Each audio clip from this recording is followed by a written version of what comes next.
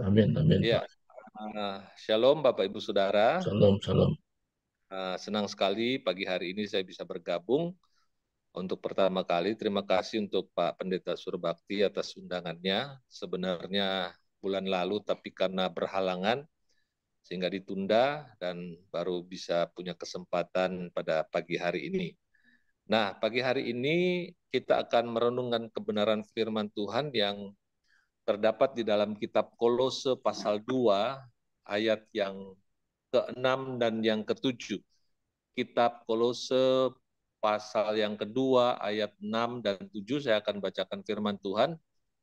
Kamu telah menerima Kristus Yesus Tuhan kita. Karena itu hendaklah hidupmu tetap di dalam Dia, hendaklah kamu berakar di dalam Dia dan dibangun di atas Dia. Hendaklah kamu bertambah teguh dalam iman yang telah diajarkan kepadamu, dan hendaklah hatimu melimpah dengan syukur. Puji Tuhan. Saudara, judul khotbah pagi hari ini atau judul renungan firman Tuhan pagi hari ini adalah menjadi orang percaya yang kuat di dalam Kristus. Kita tahu bahwa penulis kitab Kolose ini adalah Rasul Paulus, salah satu rasul yang Injil kemanapun Tuhan percayakan kepada dia. Dan salah satu pelayanan Rasul Paulus adalah menjangkau jiwa-jiwa yang ada di Kolose. Dan lewat firman Tuhan yang Tuhan sampaikan kepada Rasul Paulus, dan itu ditulis dalam sebuah surat yang ditujukan kepada jemaat yang ada di Kolose. Seperti yang barusan kita baca di dalam pasal 2 ayat 6 dan 7, di mana dia katakan, kamu telah menerima Kristus Yesus Tuhan kita. Nah, menerima Kristus itu berarti menerima anugerah Allah. Menerima Kristus itu berarti menerima satu pribadi yang tidak bisa dibandingkan dengan apapun atau siapapun yang ada di dalam dunia. Mengapa demikian? Karena pada waktu kita menerima Kristus, maka kita diberi hak untuk menjadi anak-anak Allah. Yohanes 1 ayat 12 mengatakan, tetapi semua orang yang menerimanya diberinya kuasa supaya menjadi anak-anak Allah, yaitu mereka yang percaya dalam namanya. Kata kuasa di dalam Alkitab bahasa Inggris, New King James Version, itu menggunakan kata hak. Jadi semua orang yang menerima Kristus atau menerima Yesus itu diberi hak supaya kita menjadi anak-anak Allah. Yaitu kita semua yang percaya dalam namanya. Kita bersyukur bahwa kita bisa percaya kepada Kristus karena bagaimana caranya, tapi karena ketika kita mendengarkan firman Tuhan, kita mendengarkan berita Injil, maka kita meresponi. Sehingga kita menerima, kita mengakui bahwa dia adalah Tuhan dan Juru Selamat kita. Kita mengundang dia untuk masuk dalam hati kita menjadi penguasa atas hidup kita. Nah, dengan demikian kita diberi hak untuk menjadi anak-anak Allah. Berarti kalau kita menjadi anak-anak Allah, kita semua adalah para ahli waris, bukan persoalan ahli waris secara materi, tapi yang terpenting dalam hidup ini adalah kita menjadi pewaris, yaitu hidup yang kekal. Itu yang paling penting. Karena di dunia ini kita bisa saja mewarisi harta yang begitu banyak, tapi sebagaimana Yesus katakan, apa gunanya seseorang memperoleh seisi dunia ini, tapi kalau ia kehilangan nyawanya. Saya tidak mengatakan bahwa kita tidak boleh menerima warisan secara material, itu sah-sah saja, tapi ada satu hal yang lebih penting, bahkan jauh lebih penting dari semua apapun yang ada dalam dunia, yaitu hidup yang kekal. Karena hidup kekal itu hanya kita bisa peroleh di dalam Kristus. Di luar Yesus, kita tidak bisa menerima hidup yang kekal. Kita tidak bisa masuk ke dalam kerajaan sorga tanpa kita melalui Yesus. Dunia ini menawarkan banyak hal untuk kita bisa masuk sorga. Tapi Yesus katakan, akulah jalan, kebenaran, dan hidup. Tidak ada seorang pun sampai kepada Bapa kalau tidak melalui aku. Jadi di dalam Kristus itu ada satu kepastian bahwa satu kali kelak ketika kita sudah menerima Dia sebagai Tuhan dan Juru Selamat kita, satu kali kelak kita akan bersama-sama dengan Dia hidup dalam kekekalan di mana kita tidak lagi mengalami penderitaan, kita tidak lagi mencucurkan air mata karena duka cita, karena kesedihan, karena persoalan yang kita hadapi. Karena apa? Kita sudah hidup sempurna dan kita tinggal bersama-sama dengan Dia untuk menikmati kebahagiaan yang kekal bersama dengan Tuhan. Nah, setelah kita menerima Kristus, kita dijanjikan hidup yang kekal olehnya, maka nasihat Rasul Paulus kepada kita semua ya adalah hendaklah hidupmu tetap di dalam Dia. Saya ulangi baca, kamu telah menerima Kristus Yesus Tuhan kita, karena itu hendaklah hidupmu tetap di dalam Dia. Rasul Paulus mengingatkan kita semua, menasihatkan kita semua untuk hidup kita harus tetap di dalam Dia. Di dalam siapa? Di dalam Kristus yang adalah Tuhan dan Juru Selamat. Kita tidak bisa selamat di luar Yesus. Ada begitu banyak agama di dunia ini, Bapak Ibu Saudara. Tapi kalau kita melihat kebenaran firman Tuhan yang kita baca di dalam Alkitab, itu meyakinkan kita bahwa untuk mencapai kekekalan atau sorga itu hanya melalui Yesus. Di luar Yesus itu tidak ada kepastian. Kenapa? Karena Dia adalah Allah sendiri yang turun ke bumi ini menjadi sama seperti kita untuk mengorbankan dirinya agar kita bisa diampuni dari segala dosa-dosa kita, agar kita boleh menerima pengampunan lewat pengorbanannya. Itu sebabnya kalau kita merasa bahwa kita sudah dijanjikan hidup yang kekal, kita pasti selamat, mari kita mau tetap hidup di dalam Dia. Apapun masalah yang sedang kita hadapi, mari kita mau tetap hidup di dalam Kristus. Di dunia ini tidak ada tempat yang nyaman. Di dunia ini tidak ada kepastian. Segala sesuatunya itu bisa berubah. Mungkin kita berharap kepada manusia untuk menerima pertolongan darinya. Tapi manusia itu bisa ingkar janji. Tapi Yesus, Dia tidak pernah ingkar janji. Dia tidak pernah mengecewakan kita. Dia memberikan kepastian kepada kita. Itu sebabnya kalau kita merasa bahwa Tuhan menjanjikan keselamatan kepada kita, mari kita mau tetap hidup di dalam Dia. Jangan apa yang terjadi di dunia ini mengalihkan fokus kita kepada Dia.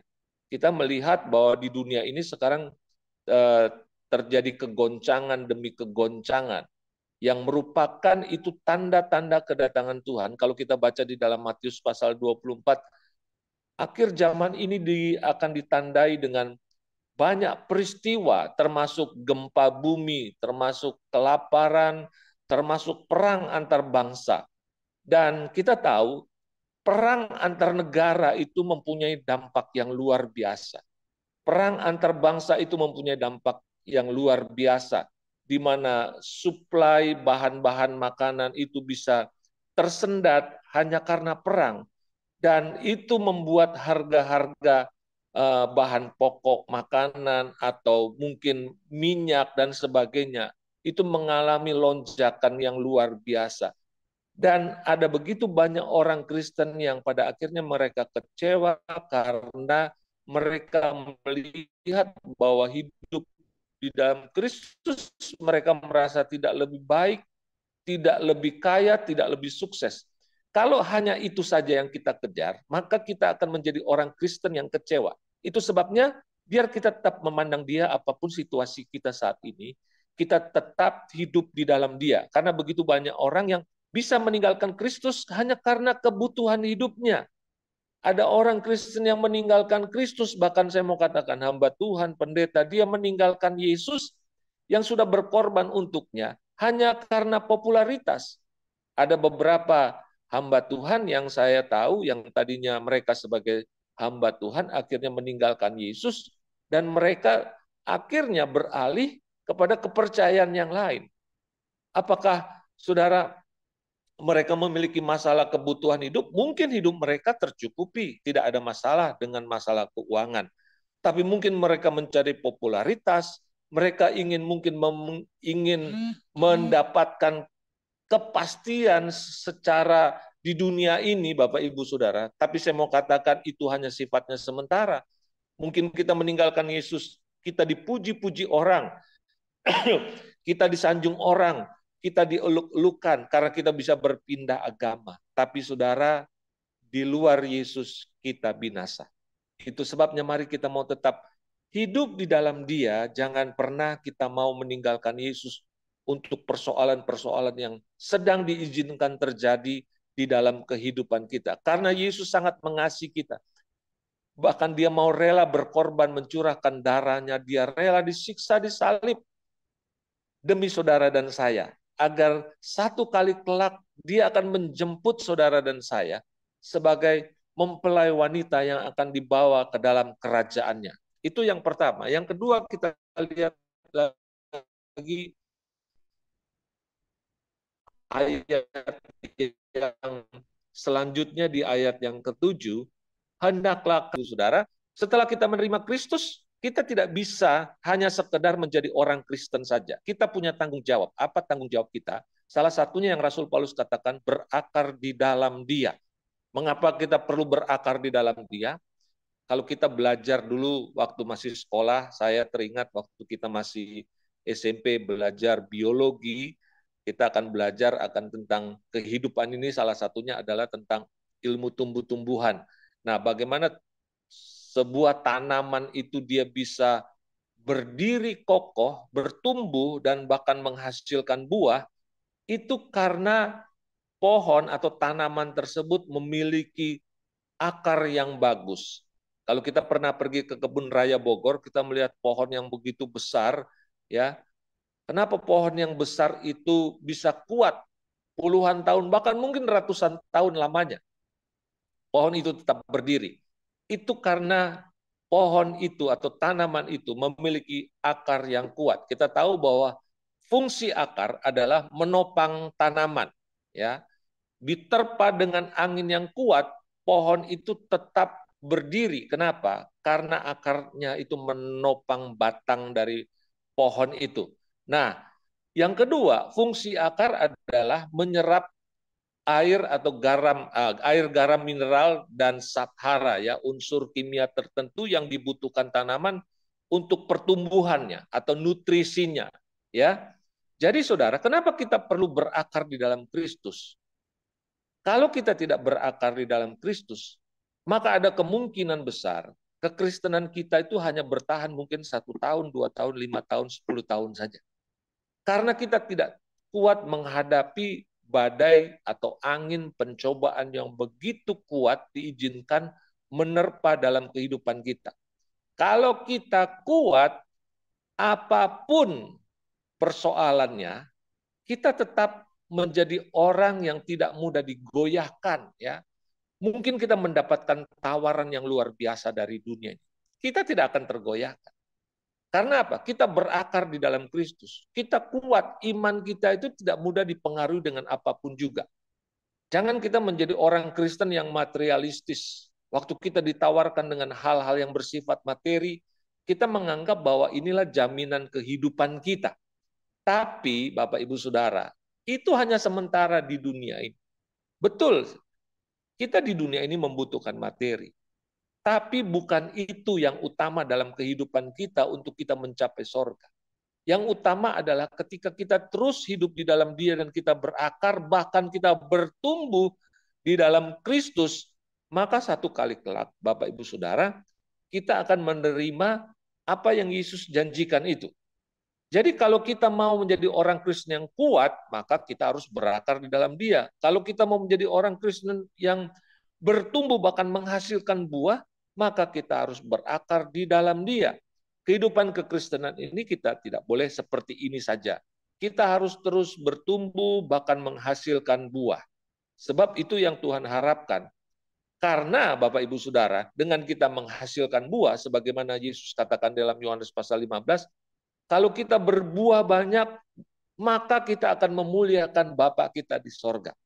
Banyak kali kita terjebak, saudara. Kita hanya fokus kepada kalau kita memuji, menyembah Tuhan di gereja, maka kita menganggap diri kita itu sudah memuliakan Tuhan. Saya katakan, ya itu betul bagus, pujian dan penyembahan.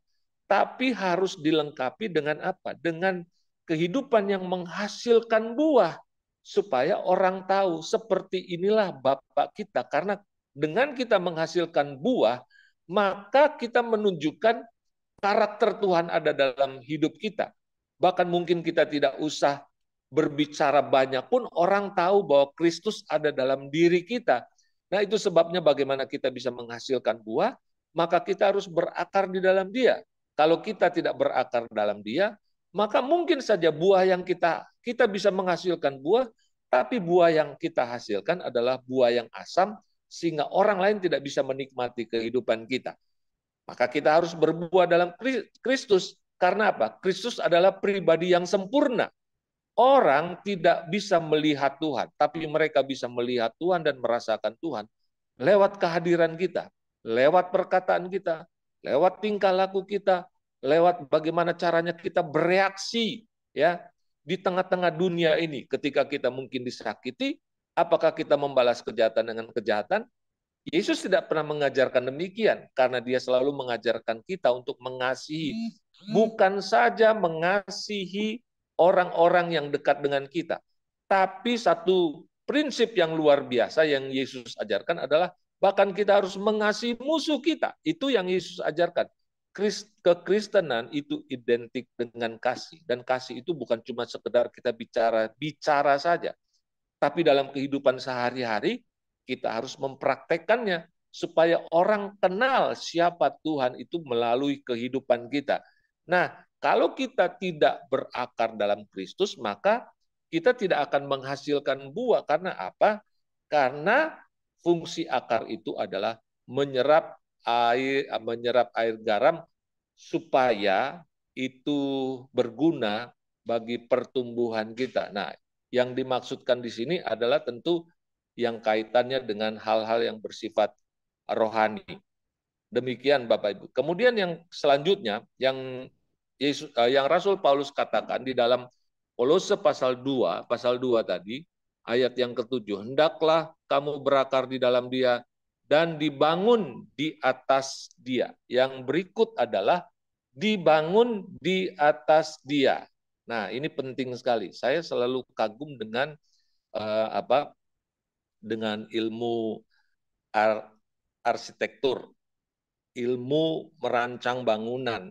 Kenapa? Karena saya anggap ini adalah satu teknologi yang luar biasa yang berguna dalam kehidupan manusia. Sebab mengapa? Kita tinggal di rumah, kita beribadah di gereja, kita beraktivitas di kantor dan sebagainya, kita membutuhkan satu tempat, entahkah itu rumah atau gedung dan sebagainya.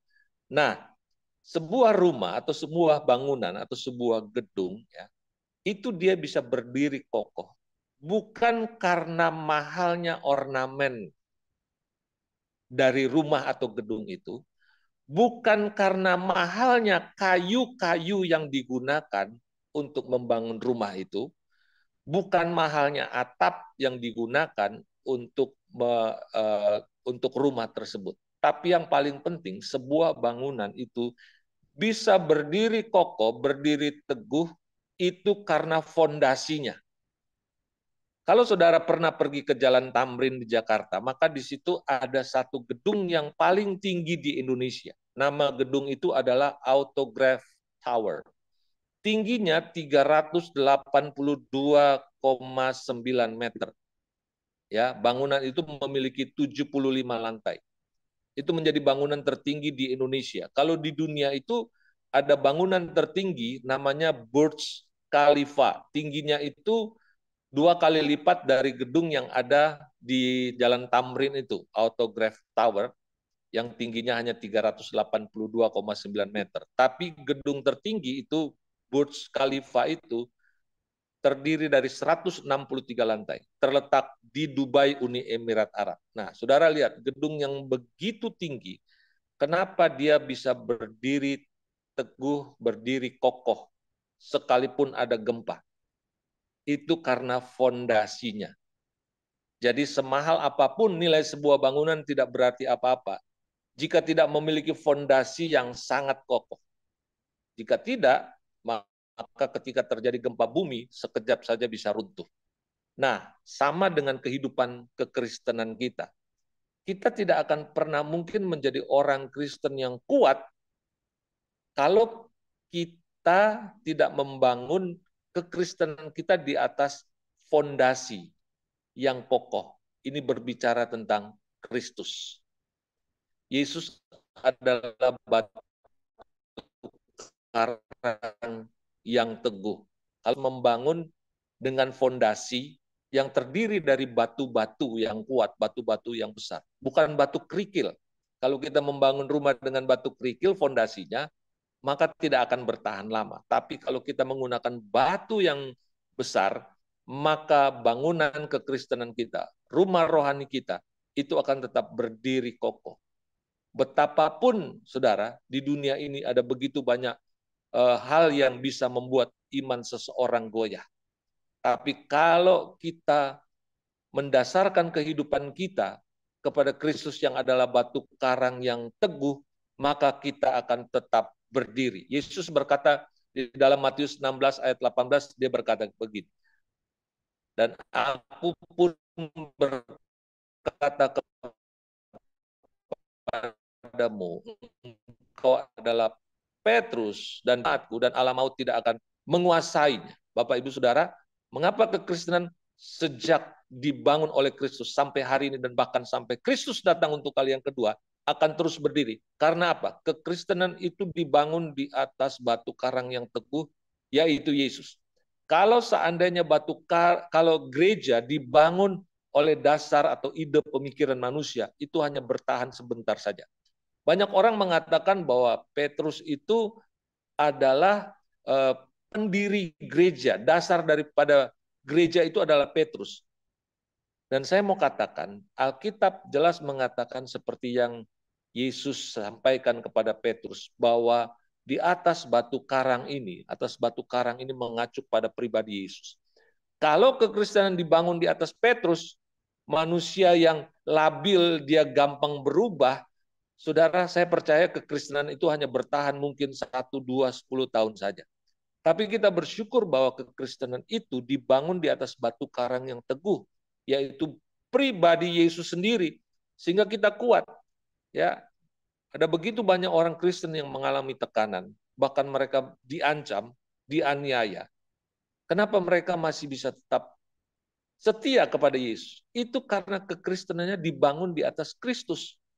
Kalau dibangun di atas janji-janji manusia, hanya bertahan berapa lama saja. Tapi kalau dibangun di atas Kristus, sampai mungkin kita dipanggil Tuhan, kita tetap setia kepada Dia. Karena apa? Karena bangunan rohani kita, rumah rohani kita dibangun di atas pribadi yang sangat kuat. Sekalipun dia dihina, sekalipun dia dianiaya, bahkan dia disalibkan, Yesus tetap menunjukkan kesetiaannya kepada Bapa. Dia tetap setia melaksanakan tugasnya, taat sampai mati di kayu salib. Itu demi kita semua. Nah, makanya Bapak, Ibu, Saudara, mari kita mau menyadari bahwa kalau hidup kita ini dibangun di atas Kristus, seharusnya hal-hal yang sepele itu tidak akan membuat iman kita goyah. Mengapa demikian? Rasul-rasul sudah memberikan contoh yang luar biasa. Bahkan ketika mereka harus mengalami aniaya, dan beberapa rasul mereka cara matinya pun sangat mengenaskan. Tetapi mengapa mereka begitu setia kepada Kristus? Karena kehidupan mereka dibangun di atas batu karang yang teguh, yaitu Kristus. Jadi mari pastikan bahwa hidup kita ini dibangun di atas Kristus, bukan di atas ide manusia atau janji-janji manusia. Karena kalau dibangun di atas janji-janji manusia, maka kita tidak akan bertahan lama. Yang berikutnya, saudara,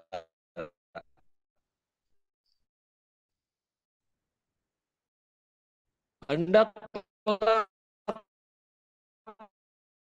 kamu bertambah teguh. Nasihat Rasul Paulus yang selanjutnya adalah supaya kita bertambah teguh dalam iman. Salah satu ciri dari orang Kristen yang rohaninya sehat adalah imannya bertambah teguh.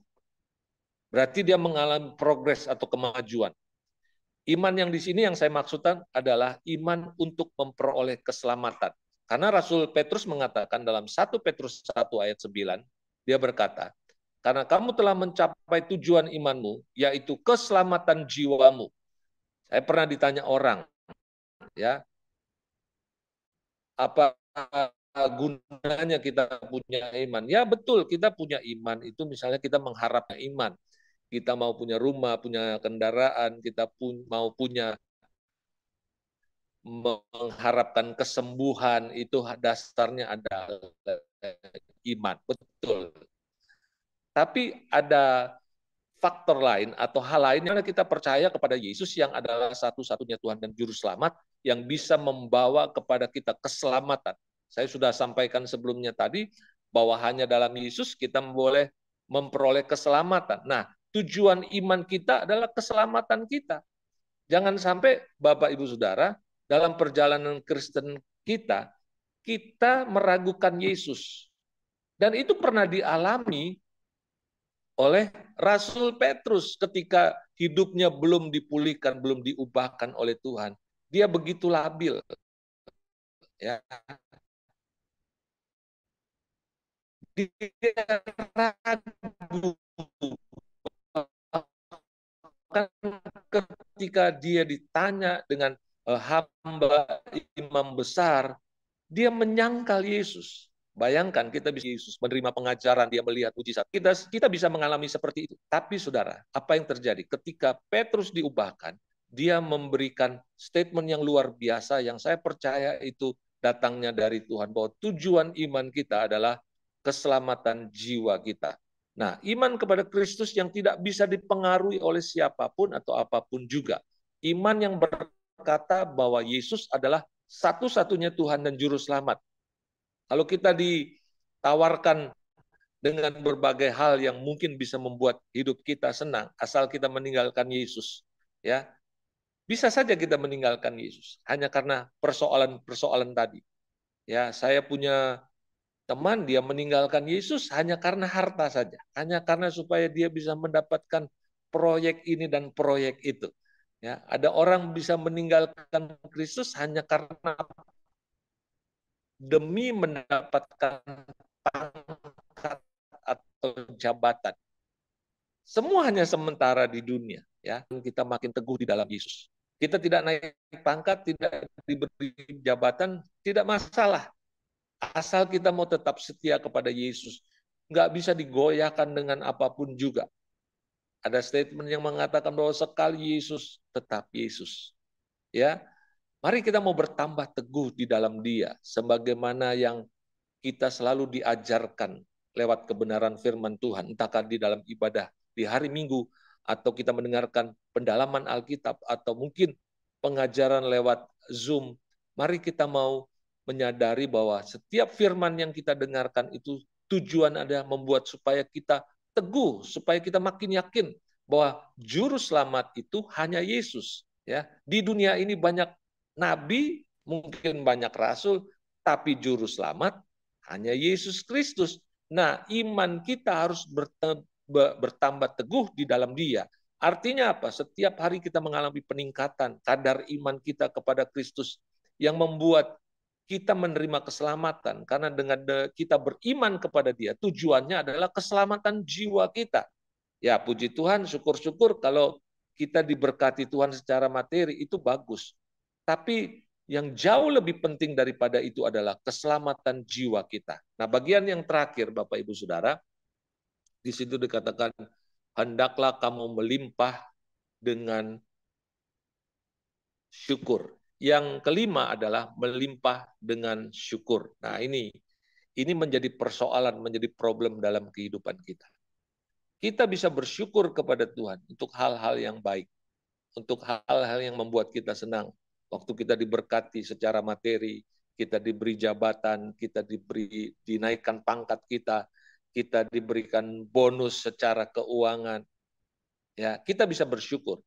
Tapi pertanyaannya, apakah kita bersyukur masih bisa melimpah dengan syukur ketika kita mengalami pencobaan yang diizinkan Tuhan? Saya percaya pencobaan itu bukan datang dari Tuhan, tapi bisa diizinkan terjadi oleh Tuhan dalam kehidupan kita. Sama seperti Ayub yang dikatakan orang yang saleh, jujur, dan takut akan Tuhan. Ayub itu adalah tipe pria yang ideal. Dia sudah kaya secara materi, saleh, jujur, takut akan Tuhan. Tapi satu ketika dia diizinkan mengalami pencobaan. Dari siapa pencobaan itu? Iblis yang mencobai Ayub. Semuanya hilang, anak-anaknya mati, hartanya hilang semuanya. Saudara, sekalipun saya tahu bahwa Ayub mungkin dia awalnya bisa bersyukur, tapi dalam perjalanan penderitaannya itu, dia bisa bersungut-sungut juga kepada Tuhan. Bahkan dia bisa mempersalahkan Tuhan. Tapi satu saat Tuhan berbicara kepada dia dan membuat dia sadar bahwa kemahakuasaan Tuhan itulah yang membuat Ayub akhirnya menyadari bahwa Tuhan itu punya maksud untuk setiap apa yang dia izinkan terjadi dalam kehidupan kita. Nah, mari kita mau belajar pada tokoh-tokoh Alkitab yang mengalami masalah yang begitu besar. Rasul Paulus ketika dia sebelum menjadi seorang percaya kepada Kristus, dia ini adalah orang yang luar biasa di dalam agama Yahudi. Bahkan dia diberikan wewenang untuk menangkap orang Kristen. Dia itu adalah seorang pemuda yang pada waktu Stefanus dilempar batu, dia ada di situ. Dan dia diberikan hak, diberikan surat istimewa untuk menangkap orang percaya. Dan dalam perjalanannya menuju ke Damaskus atau Suria, Yesus melawat dia, saudara. Nah, apakah sesudah Rasul Paulus menjadi hamba Kristus, hidupnya enak, mendapatkan fasilitas dan sebagainya, dia menerima materi yang luar biasa, justru itu saya mau katakan, dia tidak mengalami itu semua. Apa yang dia dapat? Penderitaan. Dia katakan dia dilempar batu, dia dicambuk, bahkan kita tahu bahwa dalam Kisah Rasul pasal 16 ayat 23 sampai 26 ya, pada waktu Paulus dan Silas ditangkap karena memberitakan firman Tuhan atau memberitakan Injil, dia ditangkap dan dimasukkan ke dalam penjara. Dan di dalam penjara itu, dia dipasung, kakinya tidak bisa lari kemana-mana.